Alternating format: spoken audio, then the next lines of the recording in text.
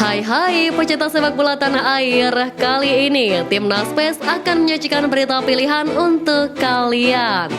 Di antaranya, tumbal kehadiran Nathan Joaon usai dipastikan debut.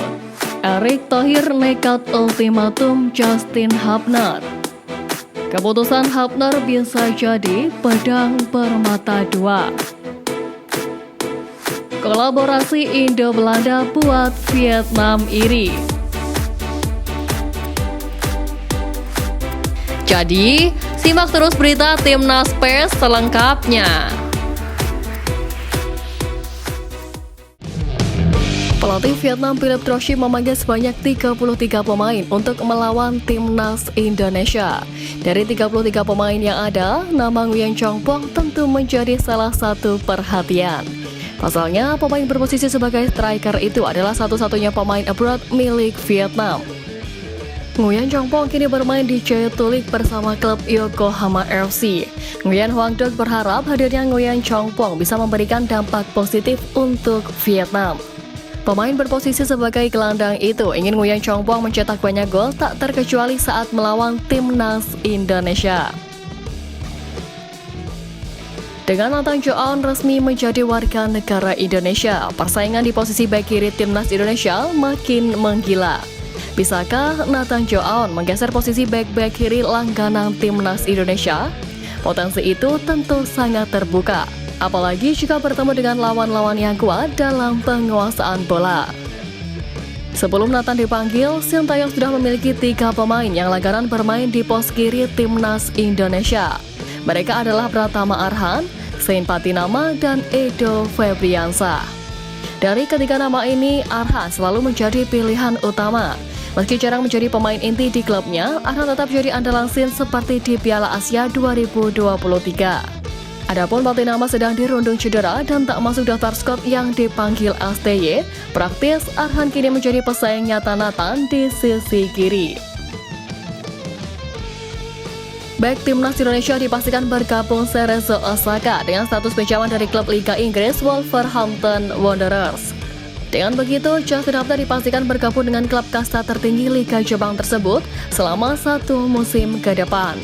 Sebenarnya, kabar ini cukup mengejutkan karena belum lama ini Hubner dipromosikan ke tim utama Wolverhampton Wanderers dari U21. Erick Thohir pun lantas memberikan ultimatum untuk Hubner. Ultimatum itu berbentuk dukungan, di mana orang nomor 1 DPSAC ini mendoakan agar Hubner bisa lebih sukses bersama klub barunya. Dukungan itu diunggah Erick lewat Instastory di akun pribadinya. Timnas Indonesia U20 siap memasuki babak uji coba ganda melawan Cina dalam rangka memantapkan persiapan menuju turnamen AFF U19 2023.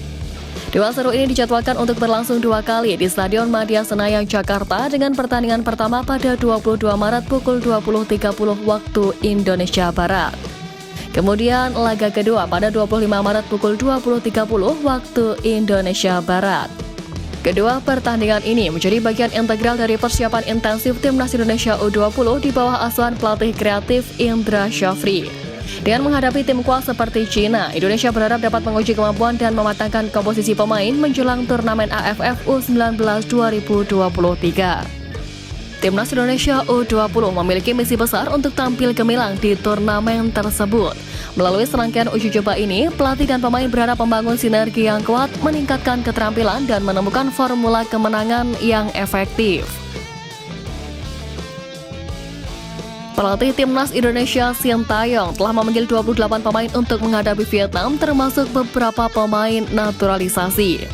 Dalam skuad Garuda, 10 pemain memiliki latar belakang Belanda.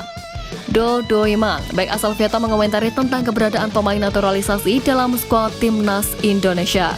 Menurutnya, Timnas Indonesia dahulu merupakan tim yang dihormati tanpa bantuan pemain naturalisasi.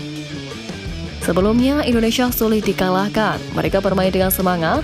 Sekarang, dengan banyaknya pemain naturalisasi, kami bercanda bahwa kami mungkin akan menghadapi tim Belanda, bukan Indonesia, ujarnya.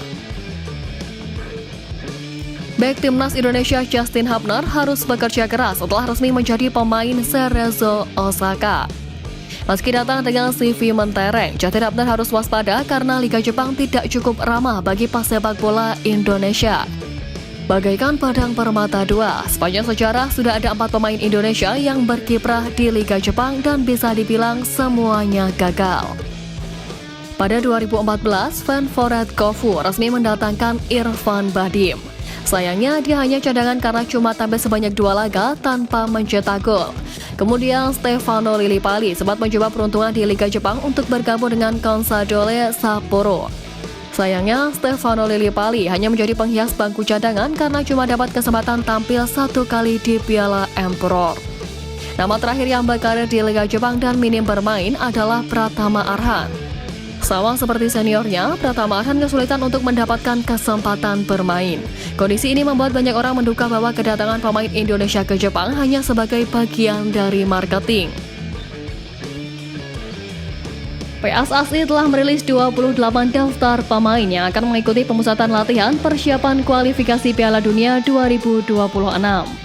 Dalam daftar tersebut kembali tidak ada nama Stefano Lillipali. Keputusan tersebut mengundang perdebatan karena Stefano Lillipali sedang berada di puncak performanya bersama Borneo FC.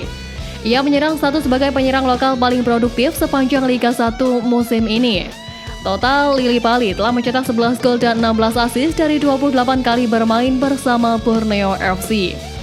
Usia dan stamina Stefano Lillipali digadang-gadang sebagai pertimbangan Sintayong. Sang pelatih tampak menginginkan para penyerangnya mempunyai mobilitas tinggi dan stamina mumpuni. Karena itu, mayoritas pemain timnas Indonesia saat ini didominasi oleh pemain muda yang memiliki kecepatan. Di sisi lain, Stefano Lillipali sudah berdamai dengan keadaan dan ia mengaku tidak lagi ngoyo untuk berebut tempat di timnas Indonesia. Ia mengatakan sudah cukup puas mengerahkan seluruh kemampuan, tenaga, dan pikirannya untuk Borneo FC musim ini. Terkhusus pelatih timnas Vietnam Philippe Trouchi, posisinya sedang terjepit. Semenjak dipegang pelatih asal Prancis ini, timnas Vietnam hanya 4 kali menang dalam 8 laga terakhir. Jika mendapatkan hasil minor kontra timnas Indonesia pada 21 dan 26 Maret nanti, Philippe Trouchi hampir pasti dipecat Federasi Sepak Bola Vietnam. Demi mengalahkan timnas Indonesia, Philippe Trouchi siap mencontek strategi Park Hang-seo di timnas Vietnam. Philippe Trouchi mencoba mengandalkan gelandang andalan Park Hang-seo di timnas Vietnam U23, yakni Nguyen Duc Jin. Pesepak bola 25 tahun ini berandil besar saat timnas Vietnam U23 juara SEA Games 2019, yang mana di partai puncak menang dengan skor 3-0 atas timnas Indonesia U23. Di timnas Vietnam senior, Nguyen Duc Jin memang baru mengemas 2 caps. Namun tiap kali pemain Vital FC ini bermain, timnas Vietnam selalu mendapatkan hasil positif, yakni menahan Jepang 1-1 di kandang lawan dan menumbangkan Afghanistan 2-0. Trouchi pun berniat menggunakannya sebagai senjata untuk mengalahkan timnas Indonesia.